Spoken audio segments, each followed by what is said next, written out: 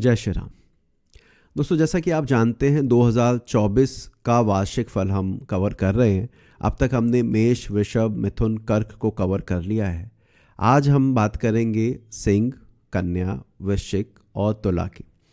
किन महीनों में सावधानी बरतने की ज़रूरत है, किन महीनों में उन्नति के योग प्रबल है, हम इस बारे में जानेंगे। तो और विलंब नहीं करते हैं, आरंभ करते हैं आज की यात्रा।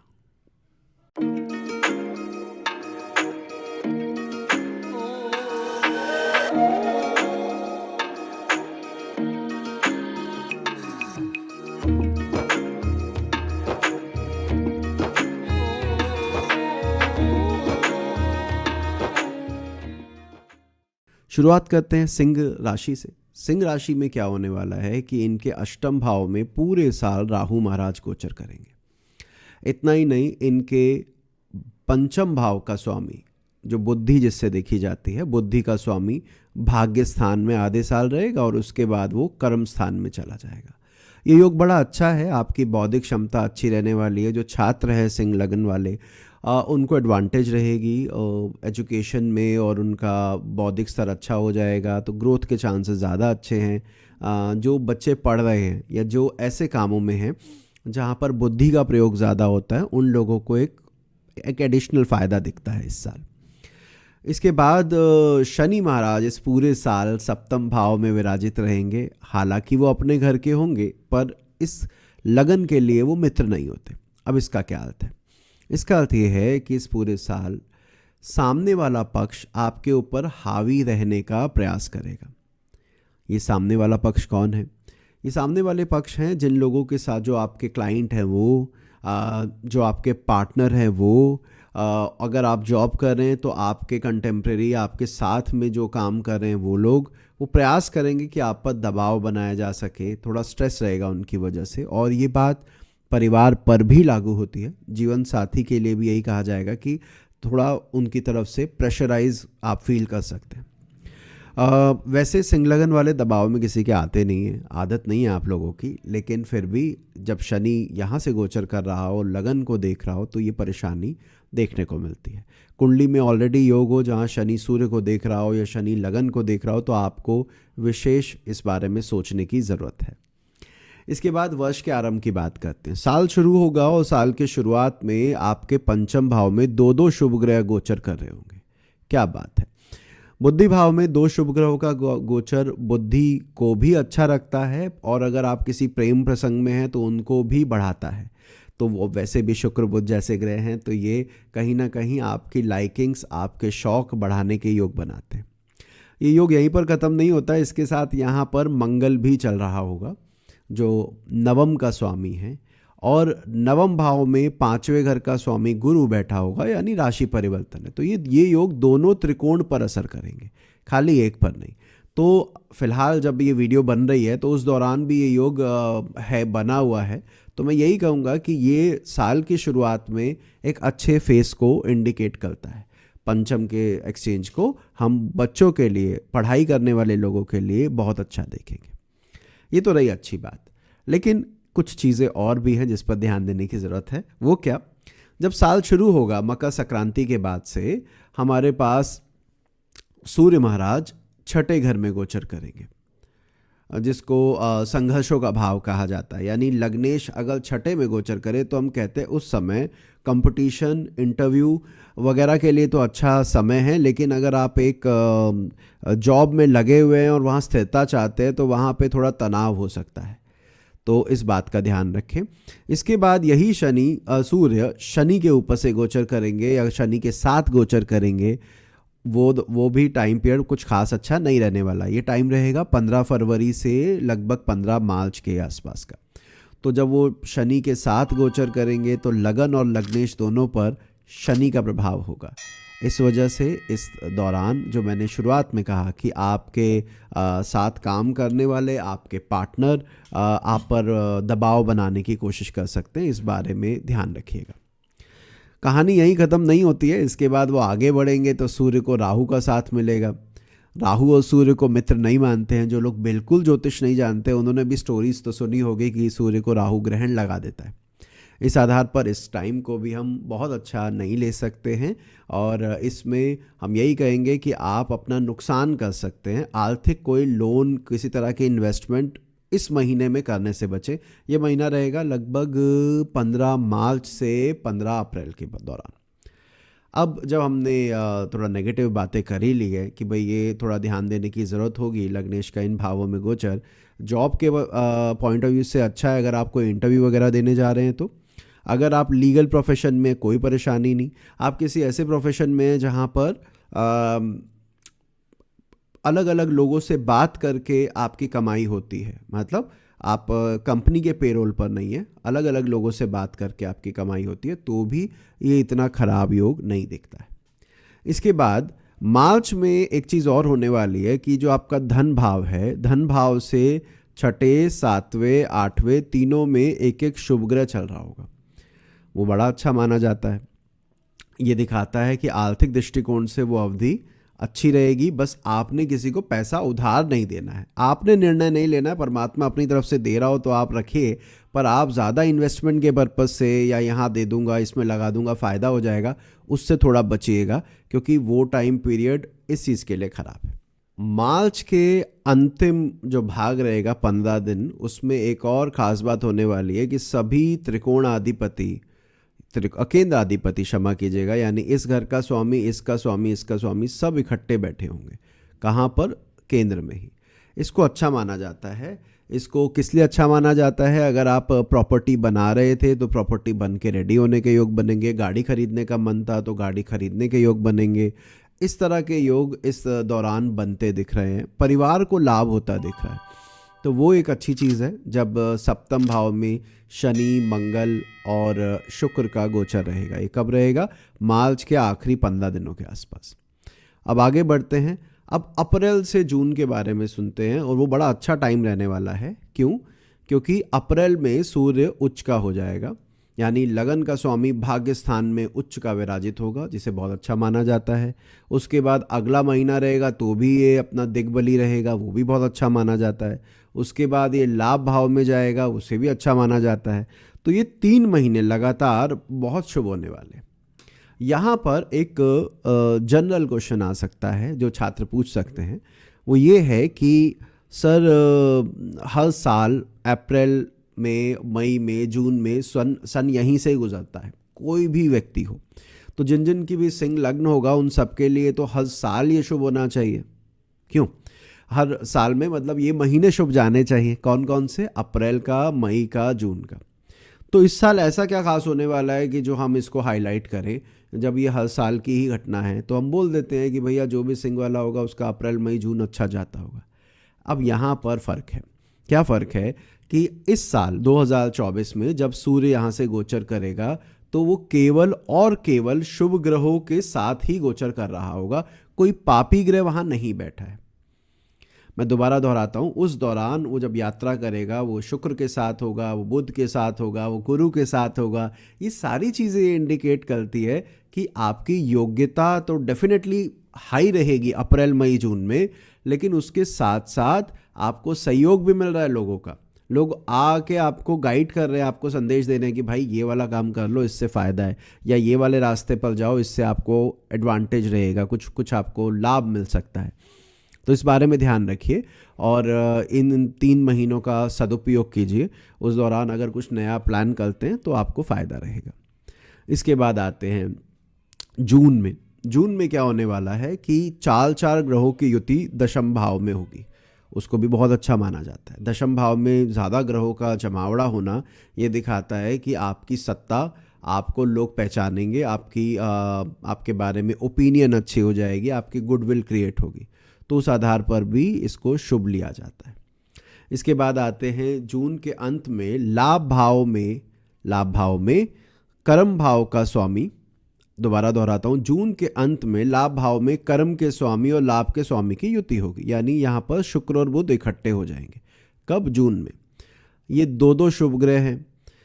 यहाँ इकट्ठा होना इसके लिए फ़ायदेमंद है। लाभेश और कर्मेश की युति बहुत अच्छा है। अगर कोई इंक्रीमेंट, किसी तरह का अप्रेजल, प्रमोशन अगर उस समय ड्यू हो तो अपनी तरफ से प्रेशराइज़ कीजिए कि भैया ये दीजिए मुझे, मेरा हक है। और ये युति क्योंकि आपके पंचम को भी देखेगी तो अगेन एजुकेशन पर इसका बड़ा पॉजिटिव इम्पैक्ट पड़ेगा। लाभ भाव में भी दो दो शुभ ग्रह आपको भी खुश रखेंगे, आपके लिए भी उन्नति कारक समय दिखता है। इसके बाद आते हैं अगस्त में। अगस्त में दोनों त्रिकोण के अधिपति आपके कर्म स्थान में इकट्ठे हो जाएंगे। मैं दोबारा दोहराता हूँ, मैं क्या कहना चाह रहा हूँ। आपकी कुंडली में त्रिकोण के स्वामी बनते हैं मंगल और बृहस्पति। वो दोनों उस दौरान यहाँ पर युति कर लेंगे। गुरु भी यहीं होगा और मंगल भी यहीं होगा। अब गुरु मंगल दोनों त्रिकोण अधिपति का कुंडली के केंद्र में दशम भाव में आना बेहद शुभ है। इसको बहुत अच्छा माना जाता है। तो अगस्त में भी मैं आपकी बेहतरी देख रहा हूँ, फ़ायदा देख रहा हूँ। तो एक तरह से जो अप्रैल से यात्रा चालू हुई वो अगस्त तक आते आते इस पर्टिकुलर लगन के लिए लाभदायक रहेगी। एक बात और, ये दोनों जो यहाँ पर साथ बैठे हैं इससे दशम भाव में शनि विराजित है जो कि सप्तमेश है। इसका क्या अर्थ हुआ? इसका ये अर्थ हुआ कि उस दौरान अगर आपका जीवन साथी, आपका पार्टनर कोई सलाह दे, कोई आपको कहे कि ये वाला काम कर लो फ़ायदा रहेगा, या ये इस दिन ऑफिस ये पहनकर चले जाओ फ़ायदा रहेगा, कुछ भी ऐसा अगर वो सुझाव देता है तो उस सुझाव को अगर आप फॉलो करते हैं तो आपको फ़ायदा रहेगा। क्योंकि इस योग से दशम में शनि बैठा है जो कर्म और सप्तम अधिपति, कर्म का कारक और सप्तम अधिपति है। तो यहाँ पर उसकी एडवांटेज आपको देखने को मिलेगी। आगे बढ़ते हैं। सितंबर अक्टूबर, यहाँ से थोड़ी सी कहानी झूल रही है। वो क्या होने वाला है? सितंबर अक्टूबर के महीने में धन भाव में एक तो केतु तो आपके ऑलरेडी चल ही रहा है, पूरे साल ही रहेगा। यहाँ पर धनेश भी होगा और यहाँ पर लग्नेश को ग्रहण भी लग जाएगा। अब ये क्या स्थिति बनती है? जब आप भाव में जाकर भावेश के साथ राहु केतु एक्सेस में फंस रहे हैं तो उस भाव से संबंधित चीज़ों में दिक्कत आने के योग है। यानी कि आर्थिक दृष्टिकोण से, इन्वेस्टमेंट के पॉइंट ऑफ व्यू से, परिवार के पॉइंट ऑफ व्यू से ये महीना शांति से गुजारिएगा। बहुत ज़्यादा अपना आगे बढ़कर काम करने से बचिएगा। मेरी बात समझे कि क्योंकि परिवार के भाव में परिवार के स्वामी के साथ, वाणी के स्वामी के साथ लग्नेश को ग्रहण लग रहा है तो आपकी छवि धूमिल होगी। घर में किसी का भी झगड़ा हो, आप बीच में पड़े नहीं कि आपके ऊपर ठीकरा फोड़ा जाएगा कि इसकी वजह से बात और बिगड़ गई। तो थोड़ा ध्यान रखिएगा कि इस तरह से ना हो, थोड़ा बचाव कीजिए, बढ़िया रहेगा। उसके उपरांत लग्नेश नीच हो जाएगा। अगले, ये हर साल होता है, कार्तिक के महीने में सूर्य यहाँ से गुजरता है तो उसको बहुत शुभ नहीं माना जाता। तो एक तरह से कहिए सितंबर अक्टूबर थोड़ा ध्यान देने वाली चीज़ें हैं, वहाँ पर परेशानी आ सकती है। फिर आता है हमारा दिसंबर। दिसंबर में आपके दोनों त्रिकोणाधिपति वक्री हो जाएंगे, जो कि बहुत अच्छी बात है क्योंकि वो दोनों ही शत्रु या नीच क्षेत्र में वक्री हो रहे हैं। मंगल कर्क में होगा, 12वें घर में होगा, वहाँ वक्री हो जाएगा। ये फ़ायदा दिखाता है, ये लाभ दिखाता है। मतलब मेरा ये कहने का है कि दिसंबर के महीने में किए गए प्रयास आपको लॉन्ग रन में फ़ायदा देंगे। कौन सा दिसंबर? दिसंबर 2024। तो कुल मिलाकर ओवरऑल ये गोचर अच्छा है, कोई ऐसी दिक्कत नहीं है। केवल एक शनि सप्तम में बैठा है जो आपको पूरे साल तनाव दे सकता है। अपार्ट फ्रॉम इट गुरु का गोचर बहुत अच्छा है क्योंकि पंचम से पंचम जाएगा तो बुद्धि बढ़ाएगा, और पंचम से छठे भी जाकर अगर कर्म भाव में बैठता है तो बुद्धि और कर्म को जोड़ देगा। यानी कि आपका प्रोफेशनल लाइफ में आप अपने विट को इस्तेमाल करेंगे जिससे एडवांटेज मिलती दिख रही है। तो ओवरऑल सिंह लगन के लिए ये साल ऐसा रहने वाला है। अब बात करते हैं कन्या की। कन्या लगन में छठे भाव में शनि का गोचर रहेगा, यानी छठे का स्वामी छठे भाव से ही गुजर रहा होगा। इसको अच्छा माना जाता है कंपटीशन के लिए और जीवन में उन्नति के लिए। तो अगर आप छात्र हैं, यदि आप स्ट्रगल करके अपना करियर बना रहे हैं तो इस अवधि का सदुपयोग करते दिख रहे हैं। कहने का अर्थ है कि इस अवधि में की गई मेहनत आपको लाइफ में ग्रोथ देती दिख रही है। छठे भाव में क्रूर ग्रह का गोचर वैसे भी लाभदायक होता है, यहाँ पे वो छठे का स्वामी भी है, तो ये डबल एडवांटेज आपको मिल रही है इस साल। दूसरा क्या होने वाला है कि आपके सुख भाव का स्वामी या मोक्ष भाव का स्वामी इस साल अष्टम और नवम में गोचर करेगा। अब जब ये दोनों जगह पर गोचर रहेंगे तो शुरुआत के 6 महीने आध्यात्मिक उन्नति के लिए अच्छा है, क्योंकि एक मोक्ष त्रिकोण का स्वामी, चौथे भाव को मोक्ष त्रिकोण कहते हैं, अगर वो अष्टम में गोचर करे तो हम कहते हैं कि आध्यात्मिक उन्नति के लिए ये समय अच्छा रहने वाला है, शुरुआत के 6 महीने। लेकिन इन्हीं शुरुआत के 6 महीने में एक परेशानी ये भी है कि इस दौरान राहु क्योंकि सप्तम में होगा और केतु लगन में, ऐसे में भाव में राहु का गोचर, भाव के अधिपति का अष्टम में जाना, ये पारिवारिक जीवन में विशेषकर आपके जीवन साथी के साथ परेशानियों की ओर इशारा करता है। तो शुरू के 6 महीने थोड़ा ध्यान देने की ज़रूरत है। आध्यात्मिक उन्नति के लिए अच्छा समय है, और आप जहाँ रहते हैं वहाँ से दूर अगर कोई प्रॉपर्टी बना रहे हैं तो उसके लिए भी फ़ायदेमंद है। कहने का अर्थ यह है कि मान लीजिए आप बैंगलोर में रह रहे हैं और बैंगलोर के आउटस्कर्ट में या किसी दूसरे शहर में प्रॉपर्टी जनरेट करने की सोच रहे हैं, दिमाग में है, तो इस अवधि का सदुपयोग करेंगे तो फ़ायदा रहेगा, वो बनती दिख रही है। आगे बढ़ते हैं। इसके बाद अगर हम इसको सप्तमेश की तरह देखें, वो मैं बता ही चुका हूँ कि जीवन साथी का शुरुआत के 6 महीने में कोई बहुत ज़्यादा सपोर्ट नहीं दिख रहा है, लेकिन उसके बाद जो 6 महीने, अंतिम 6 महीने हैं, जो व्यक्ति अविवाहित हैं, शादी नहीं हुई है, गोचर में उनके विवाह के योग बन रहे हैं। तो इस दौरान प्रयास कीजिएगा कि अगर आप सर्च कर रहे हैं तो थोड़ा और ज़्यादा ज़ोर से सर्च कीजिए, दबाव बनाइए। परमात्मा ने चाहा तो इस साल आपके विवाह के योग लेटर हाफ में नजर आते हैं। फरवरी के अंतिम सप्ताह से चालू करते हैं। फरवरी के अंतिम सप्ताह में लग्नेश और छठे का स्वामी दोनों साथ बैठेंगे। बुध यहीं होगा शनि के साथ।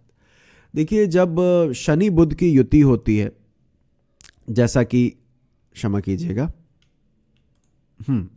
जैसा कि अभी आप कुंडली में देख रहे हैं, वो भी छठे भाव में, तो ये लॉयर के लिए और मेडिकल फील्ड के लिए तो अच्छा योग है। अन्यथा इस दौरान हम ये कहते हैं कि रिसर्च की तरफ दिमाग बढ़ेगा। अपने में जो खामियां हैं वो देखकर उसको ठीक करने का टाइम है। इस दौरान आपको फील होगा कि मुझे यहाँ अपने में करेक्शन की ज़रूरत बनती है, मैं ये गलत कर रहा हूँ या मैं गलत कर रही हूँ। तो इंट्रोस्पेक्ट करना जिसे बोलते हैं, अपने आप को दोबारा रीचेक कीजिएगा, तो इस दौरान फ़ायदा रहेगा। जब ये गोचर चल रहा होगा उस समय एक और बात रहेगी कि अष्टम का स्वामी मंगल उस दौरान आपके पंचम भाव में गोचर करेगा। अष्टम अधिपति का पंचम भाव में गोचर रिसर्च के पॉइंट ऑफ व्यू से तो अच्छा है। रिसर्च, दोबारा खोजना, दोबारा उसके बारे में ढूंढना कि ये क्या हो रहा है, कैसे हो रहा है, तो उस तरह से तो ये अच्छा दिखता है। आर्थिक रूप से इतना अच्छा ये योग नहीं बनता है। तो फरवरी के अंतिम सप्ताह में इस तरह का योग बनेगा। अब आते हैं मार्च के महीने में। मार्च में क्या होने वाला है? लगन से अधियोग का निर्माण होगा। सारे शुभ ग्रह ऐसे बैठे होंगे, एक छठे में बैठा होगा, एक सातवें में बैठा होगा, एक आठवें में बैठा होगा। ये अधियोग ये दिखाता है कि उस समय आपको सहयोग मिलेगा, आपको मानसिक शांति की प्राप्ति होगी और उन्नति के योग भी अच्छे मिल रहे हैं। तो मार्च में नॉर्मली हम जानते हैं एग्ज़ाम होता है, तो अगर कोई छात्र है तो उनको एग्ज़ाम में फ़ायदा होगा। अगर आप फाइनेंस की फील्ड में, मार्च का महीना बड़ा हेक्टिक जाता है, आप सब जानते हैं, क्योंकि लास्ट मंथ होता है फाइनेंशियल ईयर का, तो उसमें मैं कह रहा हूँ आपको सपोर्ट मिलेगा। पिछले सालों के मुकाबले ये साल थोड़ा ज़्यादा बेहतर जाएगा, ये चीज़ नज़र आती है। मार्च में एक और बात होने वाली है। मार्च में क्या होगा कि मंगल शनि से युति कर लेगा। इसको ऐसे समझिएगा कि मंगल यहाँ पर शनि से युति कर लेगा। अब इसका क्या फल होने वाला है? देखिए, ये शनि तीसरे घर को देख रहा है। तीसरे का स्वामी मंगल शनि के साथ है और वो छोटे भाई बहन का कारक भी होता है। तो इन शॉर्ट, छोटे भाई बहन, उनका स्वामी, उनका कारक, सब पर षष्ठेश शनि का प्रभाव है। इस वजह से उनके जीवन में संघर्ष बढ़ते दिख रहे हैं। यदि आपका कोई यंगर सिबलिंग है, आपके साथ रहता है, आपके साथ कनेक्टेड है, तो उनके जीवन में थोड़ी परेशानियां आने के योग बनेंगे, इसका ध्यान रखिएगा। और ससुराल पक्ष के लिए भी कमोबेश यही स्थिति बनेगी कि अगर आप अपने ससुराल में हैं या ससुराल के साथ आप मिल के कोई काम कर रहे हैं तो वहाँ परेशानियाँ आ सकती हैं। मार्च के साथ साथ जून में दोबारा बनेगा, तो इस बात का दिमाग में ख्याल रखिएगा कि ये दौरान भाई बहनों के लिए कोई बहुत ज़्यादा अच्छा नहीं है। फिर आते हैं अप्रैल में। अप्रैल में लग्नेश वक्री हो जाएंगे और वो भी शत्रु राशि के, जो फ़ायदेमंद होते हैं। आपकी कुंडली में वो छठे घर में अष्टम भाव में वक्री हो जाएंगे और फिर वो दोबारा सप्तम की ओर चलेंगे। अष्टम में वक्री होना लग्नाधिपति का, वो भी बुध जैसे ग्रह का, ये दिखाता है कि जिनको पैसा दिया हुआ हो उनको तकाजा करने का वो समय है। मेरी बात समझिएगा, कई बार होता है ना कि आपने पेमेंट दे दिया, मान के बैठ गए हो कि उससे तो अब वापसी नहीं आने, लेकिन एक दो फ़ोन घुमाने में क्या जाता है। उस दौरान अगर आप फ़ोन घुमाते हैं, बात करते हैं, तो वहाँ पर लाभ मिलता दिख रहा है। अगर आपको लोन की रिक्वायरमेंट रही है और आप इस दौरान अगर ट्राई करते हैं तो वहाँ पर रिजल्ट अच्छा आता दिख रहा है।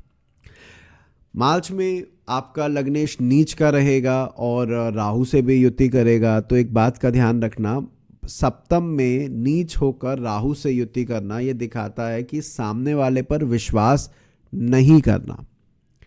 मैं दोबारा दोहरा दूं, कई बार व्यक्ति पर विश्वास करके हम बड़ा रिस्क ले लेते हैं। कोई भी जो सामने हमारे व्यक्ति आया, कोई ऑफर दी, कुछ बात कही कि आप इसमें पैसा डालो बढ़ जाएगा, उसका ध्यान रखिएगा कि वहाँ पर इससे बचना है, ठीक है। और सिर्फ पैसे की बात नहीं है, कोई भी निर्णय आप अपने जीवन का ले रहे हैं तो सामने वाला क्या कह रहा है उस पर आंख मूंद कर विश्वास नहीं करिएगा, इस दौरान आप धोखा खा सकते हैं। आगे फिर हम आते हैं जुलाई के आरंभ में। जुलाई के आरंभ में छठे स्थान में छठे भाव का ही स्वामी वक्री हो जाएगा। ये दिखाता है कि जो आपका शत्रु पक्ष है, जो आपका विपक्ष है, जो आपके बारे में अच्छी राय नहीं रखते हैं, वो दोबारा प्रयास करेंगे आपको किसी तरह तंग करने की, ठीक है। तो उस दौरान ध्यान रखिएगा कि किसी तरह के वाद विवाद में नहीं पड़ना है। अगर अपना गुजारा चल रहा है, अपना अच्छे बढ़िया से हो रहा है, तो कोई चिढ़ रहा है, चिढ़कर कुछ बोल रहा है, तो आपने जाकर कीचड़ में पत्थर नहीं फेंकना है, क्योंकि इस दौरान आप ऐसी कोई गलती करके फंस सकते हैं। उसका दिमाग में बात रखिएगा। अब आते हैं अगस्त में। अगस्त में लग्नाधिपति बुध द्वादश भाव में वक्री हो जाएंगे, दोबारा वक्री हो रहे हैं, द्वादश में वक्री हो रहे हैं, अच्छी बात है। बस एक बात का ध्यान रखिएगा, ज़रूरत के सामान ही खरीदेगा उस महीने। ऐसा दिखता है कि आप उस समय लगेगा इसकी ज़रूरत है, ले लेते हैं, खर्च कर देते हैं, और पैसा देने के बाद लगेगा इसकी कोई खास ज़रूरत थी नहीं, पेमेंट मेरा जो पैसा है वो भी फंस गया। तो जब बुध द्वादश में लग्नेश होकर वक्री हो तो खर्चे का ध्यान रखिए कि खर्चा सही जगह पर हो, जिसकी ज़रूरत हो उसी सामान को खरीदें, वरना बाद में मन में ये फील आता है कि ये पैसे में मैंने आग लगाई है। इसका दिमाग में ध्यान रखिएगा। आगे बढ़ते हैं। सितंबर के अंत में लग्नेश उच्च हो जाएंगे। नॉर्मली ये बड़ा अच्छा माना जाता है, लग्नेश लगन में उच्च का बैठा है, दिग्बली बैठा है, क्या प्रॉब्लम है? बट प्रॉब्लम ये है कि वो उच्च के होने के साथ साथ उस पर मंगल की भी दृष्टि होगी, वो सूर्य से अस्त भी हो जाएगा, वहाँ पर केतु भी विराजित है। ये सारी स्थितियाँ आपके लिए तनाव का समय दिखा रही है। ध्यान रखिएगा, आप अपने ही घर में घिरने वाले हो। कहने का मतलब क्या है, जिस चीज़ में आप सबसे ज़्यादा स्ट्रांग हो, आपको लगता है ये तो मैं कर ही लेता हूँ, मैं कर ही लूँगा और उसमें कोई क्या परेशानी आएगी, और वहाँ पर अगर दिक्कत हो, इसको कहते हैं अपने घर में फंसना, अपने स्ट्रांग जोन में फंसना। तो आप अपने स्ट्रांग जोन में फंसते दिख रहे हो। थोड़ा ध्यान रखिएगा कि जो आसपास के लोग हैं आपके बारे में क्या विचार रख रहे हैं। वैसे ही बहुत ज़्यादा लंबी अवधि नहीं है, आराम से निकाली जा सकती है, पर फिर भी जो कुंडली में योग है, लगन में ही आपके ग्रहण आने वाला है, तो उसका प्रभाव कहीं ना कहीं आपके ऊपर देखने को मिलेगा। सेहत का विशेष ध्यान रखिएगा उस दौरान। सेहत का एक और समय आपने ध्यान रखना है, वो है मई के आरंभ में। मई के आरंभ में क्या होगा, मंगल आपकी कुंडली में लगन को भी देखेगा, लग्नेश को भी देखेगा। ये दोनों पर उसका प्रभाव होना ये दिखाता है कि कहीं ना कहीं आपको गाड़ी चलाते हुए या कोई ऐसा काम जिसमें जोखिम जुड़ा हुआ हो, वो ना करे उस दौरान, वहाँ पर परेशानी आ सकती है। नवंबर दिसंबर में क्या हो जाएगा, नवंबर दिसंबर में आपका ये जो तीसरे घर का स्वामी है, पराक्रम का स्वामी है मंगल, वो लाभ भाव में नीच हो जाएंगे महाराज। ऐसे में मंगल वैसे ही पराक्रमी, ऊपर से इस कुंडली में तितेश भी, फिर वो नीच हो रहे हैं लाभ भाव में। तो महाराज गुस्से में आके, जल्दबाजी में आके आर्थिक निर्णय नहीं लेने हैं। ऑफिस में किसी को कुछ नहीं सुनाना है जब मंगल वहाँ से गुजर रहे होंगे। मैं ऐसा क्यों कह रहा हूँ, क्योंकि जब मंगल लाभ भाव में होता है तो उसकी चौथी दृष्टि आपकी वाणी पर भी आती है, आपकी बुद्धि पर भी उसकी सातवीं दृष्टि आती है। तो क्रोध, आवेश, जल्दबाजी उस दौरान आपको परेशान कर सकती है, आपके बने बनाए काम बिगाड़ सकती है। तो साल जाता हुआ आपको तंग ना करे, इसलिए बहुत प्रैक्टिकल होके संयम के साथ निर्णय लेंगे तो खुश रहेंगे। बाकी जैसे मैंने कहा, छठे में छठे के स्वामी का गोचर, गुरु का गोचर नवम भाव में साल के आधे टाइम, तो ओवरऑल चार्ट ठीक है, अच्छा है, परमात्मा ने साथ दिया। तो ओवरऑल पढ़ाई के लिहाज से और करियर के हिसाब से ये साल आपका अच्छा जाता दिख रहा है। अब बात करते हैं तुला की। तुला लगन में साल की शुरुआत में ही आपका बुद्धि भाव का स्वामी बुद्धि भाव में चल रहा है, जिससे बहुत शुभ माना जाता है। पंचम अधिपति पंचम में ही चले तो इसको बहुत अच्छा माना जाता है। तो ओवरऑल तुला लगन के लिए ये साल अच्छा जाने वाला है, उन्नति कारक जाने वाला है। इसके साथ साथ छठे घर में राहु का गोचर, वो भी बड़ा शुभ माना जाता है। तो छठे में राहु भी चल रहा है, मतलब आप तो जो मांग रहे हो मिल रहा है आपको, इस तरह से दिखता है। सप्तम और अष्टम भाव में पराक्रम और छठे भाव का स्वामी चलेगा। इसको समझिएगा, ये तीसरा और छठा घर, इसके स्वामी को विशेष लाभकारी नहीं माना जाता, परंतु ये आपके सप्तम में और सप्तम के बाद अष्टम में गोचर करेंगे, आधे साल यहाँ आधे साल यहाँ। तो ये जो गोचर होने वाला है, ये दोनों, इसका प्रभाव थोड़ा कम ज़्यादा आपके ऊपर देखने को मिल सकता है। मैं अभी बताऊंगा इसका क्या परिणाम रहेगा, पर क्योंकि बुद्धि भाव में बुद्धि भाव का स्वामी है, तो एक एंकर, एक खूंटा गड़ा हुआ है कि भैया ये साल आपके लिए ओवरऑल अच्छा जाएगा। अगर कुंडली में दशा और योग अच्छे हैं तो परिणाम अच्छे मिलने चाहिए। अब आते हैं होने क्या वाला है, फरवरी से चालू करते हैं। फरवरी के अंतिम सप्ताह में लग्नेश सप्तमेश की सुख स्थान में युति होगी, यानी शुक्र मंगल साथ होंगे। शुक्र मंगल फिलहाल भी साथ ही हैं, अगर आपको पता हो तो अभी वो धनु में हैं, फिर इसमें हो जाएंगे। इस युति को लाभदायक माना जाता है क्योंकि लग्नेश सप्तमेश का साथ अच्छा होता है। लेकिन एक जो चीज़ है जिसका हमें ध्यान देने की ज़रूरत होती है, वो ये है कि ये मंगल एक क्रूर ग्रह होके चौथे में चल रहा है। ये मकान का सुख तो देता है पर घर की शांति नहीं देता है। घर की शांति के भाव में मंगल जैसे ग्रह का होना बहुत लाभदायक नहीं बताया गया। तो इसमें करना क्या है, अगर हस्बैंड वाइफ दोनों कहीं घूमने जा सकते हैं, कोई टूर प्लान कर सकते हैं तो बढ़िया है। फरवरी में कहीं घूम कर आइए, लाभ रहेगा, दोनों खुश मिजाजी बनी रहेगी। अगर घर में भी रहते तो किसी न किसी बात को लेकर तनाव होता दिख रहा है, हालांकि वो आपकी वजह से नहीं होगा, आप दोनों की वजह से नहीं होगा, लेकिन फिर भी घर में स्ट्रेस का माहौल बन सकता है किसी बाहरी कारण के वजह से। आगे देखते हैं, मार्च के अंतिम सप्ताह में लग्नेश और पंचमेश की युति हो जाएगी। शुक्र और शनि दोनों साथ में यहीं बैठे होंगे। ये वो शनि है जो आपका योग कारक है, ये वो शनि है जो धन और लाभ को देख रहा है, और ये शनि का लगन के स्वामी से युति होना इस महीने को खास बना देता है और ये दिखाता है कि आर्थिक रूप से संपन्नता की योग बनते हैं।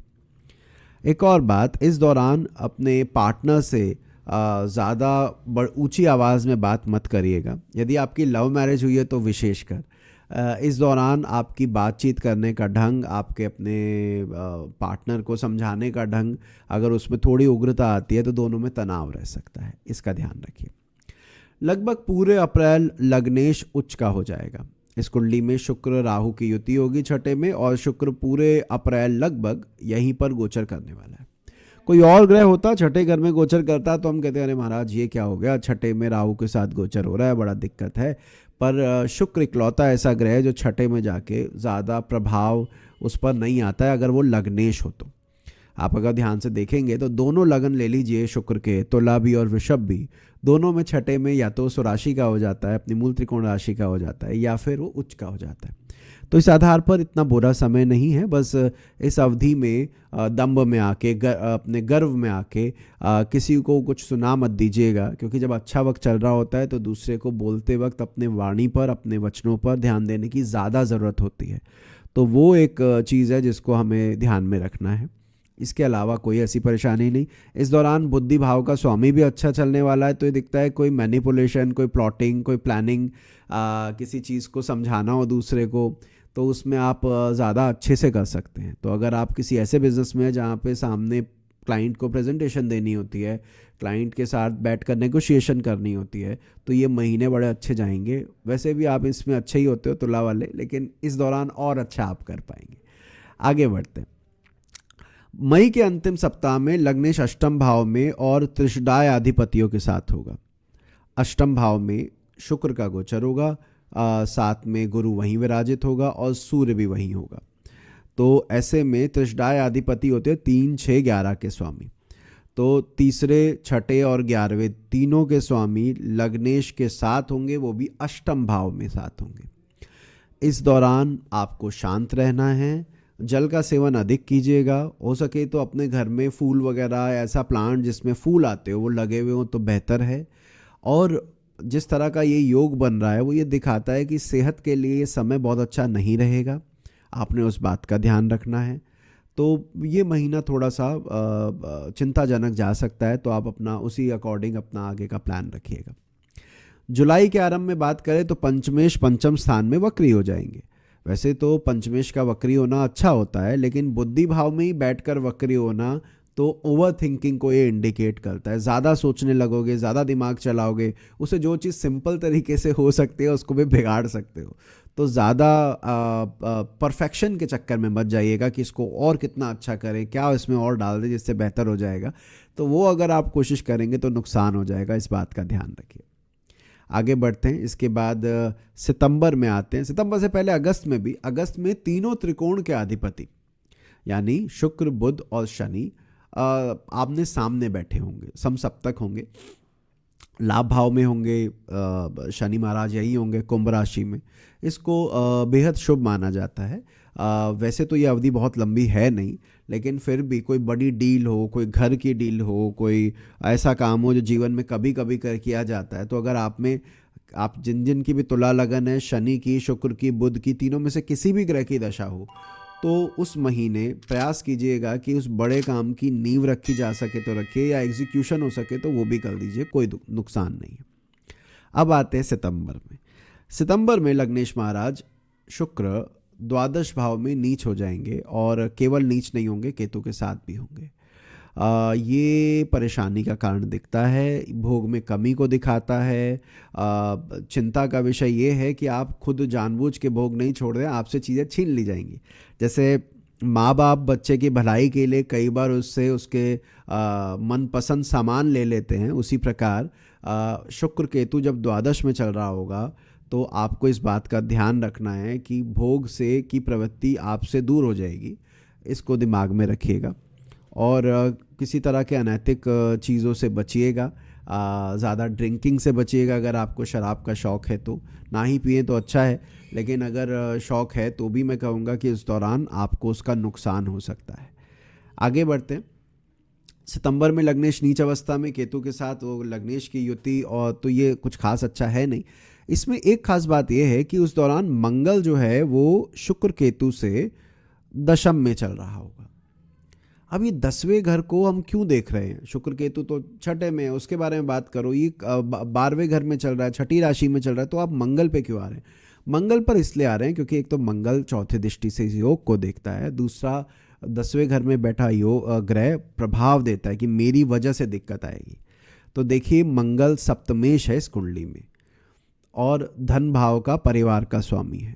तो जब शुक्र केतु योग बनेंगे तो जीवन साथी से तनाव और जो मैंने कहा अनैतिक संबंधों से बचेगा। उन दो कारणों से परेशानी बढ़ती दिख रही है, थोड़ा ध्यान रखिएगा उसको। अक्टूबर में द्वादश में क्रूर ग्रहों की युति हो जाएगी। सूर्य वहीं पर होगा, केतु वहीं पर होगा, कोई बहुत अच्छा योग नहीं है। द्वादशेश भी वहीं पर होगा, तो ये दिखाता है कि खलचे हो सकते हैं, वो भी ऐसी जगह पर जहां आप नहीं चाहते, तो इसको दिमाग में रखिएगा। अक्टूबर में क्या होने वाला है कि छठे का स्वामी अष्टम में वक्री हो जाएगा। देखिए, छठे का स्वामी जब 8वें घर में हो, गुरु जब चल रहा होगा, वैसे तो वो विपरीत राजयोग बना रहा है अगर हम इसको ज्योतिष के योगों के आधार पर देखें, लेकिन उसका वक्री होना ये दिखाता है कि भाई वो सरेंडर नहीं कर रहा है, वो उस अपनी बुरी परिस्थितियों से लड़ रहा है। इसका क्या अर्थ है? इसका अर्थ है ये समय बहुत ज़्यादा अच्छा नहीं होगा। आप जिन लोगों के बारे में सोचते हैं कि ये मुझे क्या नुकसान पहुंचा सकते हैं, या ये तो मेरे सामने कुछ भी नहीं है, अगर ऐसा कोई समाज का वर्ग है, आपके ऑफिस के लोग हैं, आपके नीचे काम करने वाले लोग हैं, वो आपको दुखी कर सकते हैं उस दौरान। तो इस बात का दिमाग में ध्यान रखिएगा कि जो नीचे तबका मतलब जो आपके नीचे काम कर रहे हैं, जिनको आप किसी गिनती में नहीं गिनते हैं, वो लोग आपको परेशान कर सकते हैं। दिसंबर में लग्नेश सप्तमेश दोनों केंद्र में होंगे। कहाँ होंगे? मंगल चल रहा होगा कर्क राशि में यानी 10वें घर में, और शुक्र चल रहा होगा मकर में। अब उस अवधि में क्या होगा? वैसे तो लग्नेश सप्तमेश का समसप्तक होना शुभ है, एक दूसरे को देख रहे हैं, सपोर्ट करेंगे, बट यहाँ पर ये मंगल लगन और लग्नेश दोनों को देख रहा है, तो इस वजह से तनाव होने के योग बनते हैं जीवन साथी के साथ, और मतलब उनका आपको परेशान करने के योग बनते हैं। करियर ओरिएंटेड हैं तो कोई ऐसी परेशानी खास देखने को नहीं मिलेगी, लेकिन अगर आप गृहस्थ में हैं, आप होम मेकर हैं और तब तुला लगन है, तो उस दौरान जीवन साथी के साथ तनाव से बचिएगा। बाकी ये साल ओवरऑल अच्छा है। जैसे मैंने दोबारा दोहरा देता हूँ, वो जो शनि पंचम में बैठा है वो कुछ बुरा होने नहीं देगा, एक तरह से संभाली हुई है उसने चीज़ें। छठे का राहु भी बहुत अच्छा है, तो आपके लग्न को मैं टॉप 3 लग्नों में एक लगन मानता हूँ जिनके लिए 2024 अच्छा जाना चाहिए। बाकी आपकी दशा और योग पर निर्भर करता है। अब हम बात करेंगे वृश्चिक लग्न के बारे में। वृश्चिक लग्न में पूरे साल चौथे भाव में शनि महाराज का गोचर है। ये शनि चौथे का स्वामी होके चौथे में जब गोचर करे तो बहुत अच्छा होता है मकान के लिए, गाड़ी के लिए, भूमि खरीदने के लिए। तो इस साल एसेट क्रिएशन के लिए तो अच्छा साल है, पर क्योंकि ये क्रूर ग्रह भी है तो ये तनाव और डोमेस्टिक लाइफ में परेशानियों का भी सूचक है। दोनों चीज़ें साथ साथ चलेंगी। एसेट क्रिएशन के लिए तो अच्छा है, लेकिन इसके साथ साथ फैमिली लाइफ के लिए इसको बहुत ज़्यादा अच्छा नहीं माना जा सकता। इसके अलावा पंचम भाव में राहु का गोचर होगा जो बुद्धि भाव कहलाता है, तो भ्रमित होने के योग बनते हैं। कब? जब मंगल कर्क में होगा, यानी सीधा दिसंबर की बात करते हैं, दिसंबर के आसपास, या जब जब भी मंगल और राहु की युति होगी, ये प्रभाव जो है कहीं ना कहीं बुद्धि भ्रमित कर सकते हैं, गलत निर्णय आपसे करवा सकते हैं, इसका ध्यान रखिएगा। जो आपकी कुंडली में धन भाव का स्वामी बनता है वो शुरुआत के 6 महीने में बृहस्पति छठे में होगा, उसके बाद वो 7वें में चला जाएगा। दूसरे भाव को अर्थ त्रिकोण कहते हैं, पैसे के लिए देखा जाता है। उसका स्वामी जब छठे में गोचर करे और अपने घर को देखे तो ये पैसे के लिहाज से अच्छा माना जाता है। एक उसके बाद जब ये सप्तम भाव में भी जाएगा तो भी धनेश का सप्तम में बैठ के लगन को देखना, पंचमेश का सप्तम में बैठ के लगन को देखना आपके लिए उन्नति कारक होगा। तो ये बृहस्पति का गोचर आपके लिए इस पूरे साल अच्छा ही रहने वाला है, आर्थिक रूप से भी, और अगर हम दूसरे पक्ष से देखें मानसिक रूप से भी आखिरी के 6 महीने अच्छे रहेंगे।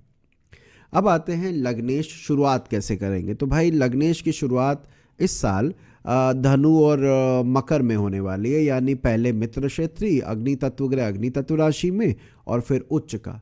तो ये जो जनवरी से लेकर मार्च की जो अवधि है, यहाँ पर आप बड़े कंफर्टेबल दिखते हैं, कोई परेशानी खास दिखती नहीं है, चीज़ें बेहतरी की ओर जा रही हैं, चीज़ें इम्प्रूव हो रही है, ये देखने को मिलता है। इसके बाद फरवरी के अंतिम सप्ताह में लगन के स्वामी और सप्तम के स्वामी की युति हो जाएगी। ये युति भी आपके लिए फेवरेबल है। जीवन साथी और स्त्रियों से लाभ मिलता दिख रहा है। अगर आप खुद स्त्री हैं तो पुरुषों से लाभ मिलता दिख रहा है। तो फरवरी का अंतिम सप्ताह भी आपके लिए अच्छा और बेहतर जाने वाला है। अगर पैसे के लिहाज से या कोई सामान खरीदने के पॉइंट ऑफ व्यू से देखें तो भी लग्नेश का शुक्र के साथ गोचर होना, वो भी जब लग्नेश उच्च का चल रहा हो, इसको शुभ माना जाता है कि आप अपने शौक पूरे कर सकते हैं इस अवधि में। आगे बढ़ते हैं, 16 मार्च से 22 अप्रैल के टाइम पर चलते हैं। उस दौरान क्या होगा कि शनि के साथ साथ मंगल भी यहीं पर होंगे। लग्नेश का चौथे घर में होना, भूमि के कारक का भूमि के भाव में होना, शनि और मंगल दोनों ही जमीन से जोड़ के देखे जाते हैं। इस दौरान घर खरीदना, गाड़ी खरीदना, इसके अच्छे योग दिखते हैं। कोई नई चीज़ आप बनाने की सोच रहे थे तो आपका बनता दिख रहा है इस दौरान, वो बड़ा अच्छा योग है। और इसका दूसरा पक्ष वही मंगल लग्नेश होकर छठे का स्वामी होकर अगर चौथे में चलेगा तो आपका आचरण आपके पारिवारिक जीवन पर बुरा असर डाल सकता है। तो मैं दोनों बातें कह रहा हूँ। मैं ये कह रहा हूँ गाड़ी के लिए अच्छा है, मैं कह रहा हूँ भूमि के लिए अच्छा है, एसेट क्रिएशन के लिए अच्छा है। लेकिन इस दौरान कब 16 मार्च से 22 अप्रैल के बीच आपको ध्यान देना है कि आप घर पर तनाव ना क्रिएट करें। इसको इस तरह भी समझिएगा कि जब मंगल यहाँ पर चल रहा होगा शनि के साथ, उसी दौरान शनि लगन को भी देख रहा होगा। तो मतलब लगन और लगन अधिपति दोनों पर शनि की ग्रिप है। उस ग्रिप की वजह से आपको इस दौरान पारिवारिक मामलों में नहीं पड़ना है, झमेलों में नहीं पड़ना है, तनाव से बच के रहना है। और अगर आप काम का अपना प्रेशर बढ़ा सकते हो, काम पर ज़्यादा रह सकते हैं, तो बेहतर रहेगा, वो चीज़ बैलेंस आउट हो जाएगी।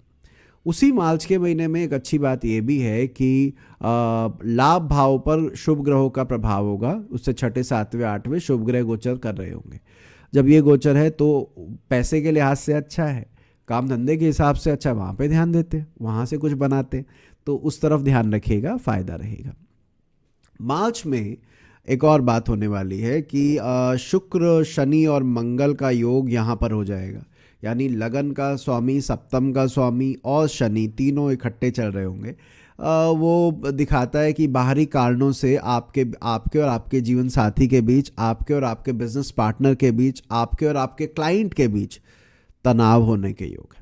तो उसको दिमाग में रखिएगा कि किसी बाहरी व्यक्ति की बात सुन के आप अपने संबंध नहीं खराब करें मार्च के अंतिम पड़ाव में। 20 मई से लग्नेश बुद्धि भाव में राहु के साथ होगा, जिसका मैं पहले ही फल बता चुका हूँ कि आप उस समय निर्णय सोच समझ के लीजिएगा, भावनाओं में बहकर नहीं लीजिएगा। राहु आपको दिग्भ्रमित कर सकता है, आपको दिशा ही नहीं मिलेगी क्या निर्णय लेना चाहिए, कुछ गलत कर लोगे, बाद में पछताओगे। जून में भी वृश्चिक लग्न और उसके लग्नेश पर शनि की दृष्टि होने वाली है। काम का प्रेशर बना के रखिएगा तो बेहतर रहेगा, वरना डोमेस्टिक लाइफ की वजह से प्रॉब्लम आ सकती है। अगस्त में बुद्धि भाव का स्वामी यानी कि बृहस्पति और लग्नेश दोनों सप्तम भाव में साथ में रहेंगे, बड़ा पॉजिटिव योग है। इसमें ये दिखता है कि आपके जीवन साथी का मार्गदर्शन, अगर आप ऐसे किसी बिजनेस में हैं जहां आप अपने लाइफ पार्टनर के नाम से काम कर रहे हैं तो वहाँ पर आपको बहुत फ़ायदा देखने को मिलेगा। अगर आप प्रेम संबंधों में हैं और उसको विवाह में कन्वर्ट करना चाहते हैं तो उस समय आप प्रपोज कर सकते हैं। प्रपोज करने का भी एक एडिशनल एडवांटेज यहाँ देखने को मिलेगा। केवल इतना ही नहीं, मंगल जब बृहस्पति के साथ सप्तम में गोचर कर रहा होगा उसी दौरान वो अपनी 8वीं दृष्टि से धन भाव को भी देख रहा होगा, जहाँ पर गुरु की ही राशि है, तो आर्थिक उन्नति के भी योग है। तो ये जो टाइम पीरियड रहेगा वो आपके लिए काफ़ी फेवरेबल दिखता है। इसके साथ, इस योग के साथ एक योग और भी बन रहा है, वो क्या है? शनि शुक्र बुध, ये तीनों इस कुंडली में मोक्ष त्रिकोण अधिपति होते हैं, चीज़ों की निवृत्ति, चीज़ों को छोड़ना दिखाते हैं। ये तीनों भी इकट्ठे एक दूसरे को देख रहे होंगे। ये इंडिकेट करता है अगर कोई पुरानी चीज़ थी जिसे आप छोड़ना चाह रहे थे, त्याग करना चाह रहे थे, कोई पुराना घर था, पुरानी नौकरी है जहाँ पर आप परेशान हो रहे थे, तो इस समय वो झंझट खत्म हो जाएगी। या भगवान ना करे तलाक का केस चल रहा था तो वहाँ से निवृत्ति मिलने के योग बनेंगे। तो इस तरह के योग यहाँ पर दिखते हैं। कब? अगस्त में। इसके बाद 3 सितंबर को नीच सप्तमेश और केतु की युति लाभ भाव में हो जाएगी। सप्तम का स्वामी नीच होकर लाभ भाव में चलेगा और वो भी केतु के साथ। इसको शुभ नहीं माना गया है और ये दिखाता है कि इस दौरान आपको अपने पारिवारिक मामलों में, बार बार मैं क्या करूं, जो कॉम्बिनेशन बन रहे हैं वो ये दिखा रहे हैं कि पारिवारिक मामलों में ध्यान रखने की ज़रूरत है और उस दौरान थोड़ा सा कोई बड़ा ऑर्डर आते आते रुक भी सकता है अगर आप व्यापार कर रहे हैं तो। अक्टूबर में 11वें भाव में ग्रहण पड़ेगा। अब वैसे तो 11वें भाव में ग्रहण शुभ फलदायी होता है, कोई परेशानी नहीं है। अगर सूर्य वहाँ पर है और राहु केतु एक्सेस में आ रहा है और ग्रहण भी आ रहा है तो कोई दिक्कत नहीं है, ये अच्छी बात है, ये आपका फ़ायदा भी देगा। एक चीज़, लेकिन सूर्य आपकी कुंडली में प्रतिष्ठा और नाम का कारक होता है। आपके घर क्या, हम सभी की कुंडली में सूर्य प्रतिष्ठा को दिखाता है, गुडविल को दिखाता है।